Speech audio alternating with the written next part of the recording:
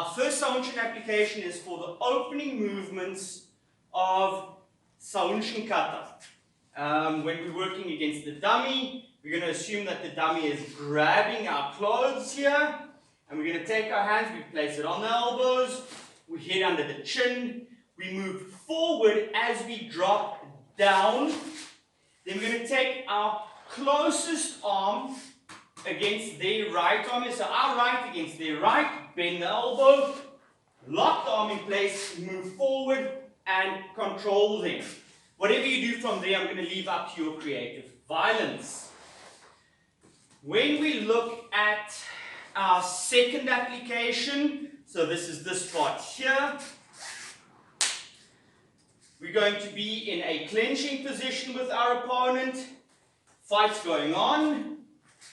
I press down with my left and I underhook my opponent's right arm.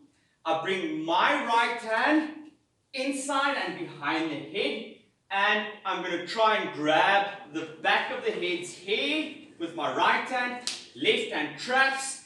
I press my opponent forward as I step forward with the right leg. Then I step back with my right leg, and I'm with the underhook pulling my opponent to me. And in that crook of the neck that opens up, that's where I drive my elbow into. When we now look at application number 3, press and forward, we're assuming that our opponent has got us in a bear hug. We might be striking the eardrums. Again, we grab the back of the head. We grab the hair. If they don't have hair, you cup the head. Depending on what side of your opponent's, of my body, your opponent's head is. So if my opponent's head is on this side, I'd be using my left hand under the chin. If my opponent's head is on this side, I'd be using my right hand for the chin and left hand against the head. So let's assume for now, for the camera's purposes, that as my opponent is bear hugging me, his head is on my left side. So I might be trying to pop the eardrums, might be striking into the ribs, depends on what is available. My right hand grabs the back of the head, my left hand cups the chin, my right leg drives forward very close to my opponent, and I start pushing the neck backwards. Now it's a bit difficult with the dummy here, but the idea is that you're pushing the head back and driving your opponent to the floor. If at this point here, your opponent grabs your wrists and you feel, right at this point, that's not going to work, I'm going to step back and with my free arm, I'm going to clear myself and I'm out of the way to make another plan. Right, for our next application, we look at this part of the kata, and for that we need to move the camera a bit. Right, so for our next application, we're going to use the dummy with a belt around it. This is far easier when you've got an actual real live opponent with arms and legs. But when we're training on our own, we make do with what we've got. So the idea here is that this is my opponent's right arm. Okay? So I'm going to move underneath my opponent and I'm going to drag the furthest arm over my neck. With my right arm, if this was a person with legs, I'd be scooping between the legs and lifting up. What I'm going to do now is I'm going to grab the back of the bag and I'm going to lift. Another alternative is that you get in and you just use your shoulder here to lift up. So either way is fine. The main exercise when doing solo training and you only have a bag and not a partner is that you learn to get your shoulder in the right midpoint position. So for this here, I've placed it round about the height of the bag at this point so that I can easily lift it on my shoulders. So from here, I'm going to extend this arm. I'm going to drive my shoulder to the midpoint here. As I do, this is going to pull, this is going to lift, and I'm going to pull it over my shoulder. So let's do that one more time.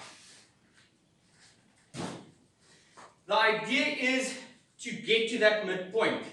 If you don't, you're going to need muscle to lift, and then depending on how heavy your opponent is, it's going to become too much of an effort and you won't succeed. So from here, remember, this is pulling, this is grabbing, shoulder to the middle, and we go into shikurach. So we move in and we lift over the shoulder. Right, let's get to our next application. When we look at our next application, it is the circular movement forward, the arm into palm, the sweep, and the urakanochi. Now, first of all, let's look at what the forward movement means. It is an attack with our leg against our opponent's leg. Doesn't matter which one's in front, but you want to attack the front leg. At the same time that you're attacking the leg, you are striking down with the right arm against your opponent's arm. So from here, the leg and arm moves together. At the same time, the left hand is slapping at the ear. So it's a three-pronged attack at different heights and various targets. So I'm moving leg, arm, and hand forward. Then the urakenochi and the sweep is to throw your opponent. So once I'm in with this attack here, I'm dragging the foot out while pressing my body forward, and that is to pull the leg out and topple my opponent backwards. So from here, solo drills against the bag. You're in the fight, leg, arm, palm, move in, and then press backwards as you sweep the leg out. Right, let's look at the next one. Our next application looks at the step across and the turn to the uppercut, urakanochi, gerambarai, and then the step back, gerambarai. So, if we look at the initial movement and we assume, let's say it is a strangle. So, whenever there's a strangle, it means I'm using my shoulders to break out, not my arms. So, I'm going to move to the side of my opponent. So from here I'm being strangled, I drop my arm, I step with the right leg, I turn to clear the grip, and I'm striking either to the ribs or the groin or the bladder. So from here I've turned. This arm is pressing, this arm is striking. Then from there I am trapping, and I'm going to step forward. I'm just going to be careful for the concrete here. But once I've done the strike, I'm going to do my uppercut, and I might be striking at the face. Then from this position, as I've done the uppercut here, if I get entangled here, I can use my step back to move out the way and get free of the grip. Let's look at that one more time. I'm being strangled, so immediately I know I need to use my shoulder. I'm going to drop my shoulder, I'm going to step in, I'm going to turn, and I'm going to strike. I'm going to trap the arm, I'm going to step forward, I'm going to do my uppercut. If at this point I can get the head, or I can use my body against the arm, I can do an arm lock takedown. If that fails, my opponent fights back, I clear myself, and I'm ready for whatever else comes next. Right, now if we look at this application, there's two relatively good explanations for that movement. The first one is that as a strike comes my way, I'm clearing, but I'm being pushed on the back foot. So this is someone rushing me, and I need to deal with the right arm, so I'm covering, catching, and I'm turning my hip to do the strike. Then I'm trapping the arm and the wrist. I step back, and I use the second cat stance to throw my opponent over my shoulder. So let's look at that again. We're in the fight here. I cover against the right arm, I turn, strike elbow to the ribs, trap the arm, move back, and do a throw. A variation on that is that as I'm in this position, I might be covering and just with the elbow striking my opponent's face. From that position, I'm going to use my left arm to underhook I'm going to grab the right arm, I'm going to step back, and I'm going to pull my opponent backwards off balance and throw them or loop them around. So let's look at that again, especially if we're a little bit closer here. I might be pulling my opponent off balance. That means I'm dropping down into a cat stance.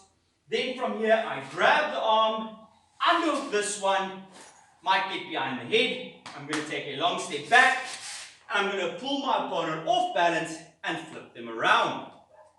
Our last application, we look at the ending of the kata. And for this, we are going to use our slap and uraken to initiate the turn we need to do this application properly. So, irrespective of what is happening with the arms here, there might be a lot of fighting and manipulation going on. I find the gap to hit my opponent against the ear. So here, there's a slap. The moment the neck is exposed, the right arm comes in and continues the turn. Once I've got my opponent turn, might be that I need to move a little bit behind them as well, but the theory holds that I've initiated the turn. I'm going to take my right arm, hook underneath. Here's my half Nelson. I'm going to get behind my opponent, get the other arm behind. Now remember, the dummy is a little bit complicated to do. Can't even find the arm here. With a human, they're less thick, hopefully. I'm going to do the full Nelson behind the head, and then from there I'm going to slide back, and I'm going to drop down in cat stance, behind, and drop down in cat stance and take them down. So let's look at the theory against the dummy. We find the gap, we hit, and we strike. This should give us the side or the back of my opponent. My right hand loops in for the half Nelson. I get to a position where I can get in for the full Nelson, get my hands behind the head, and move back in cat stance and pull my opponent down. Right, that then covers all our Seiunchin applications.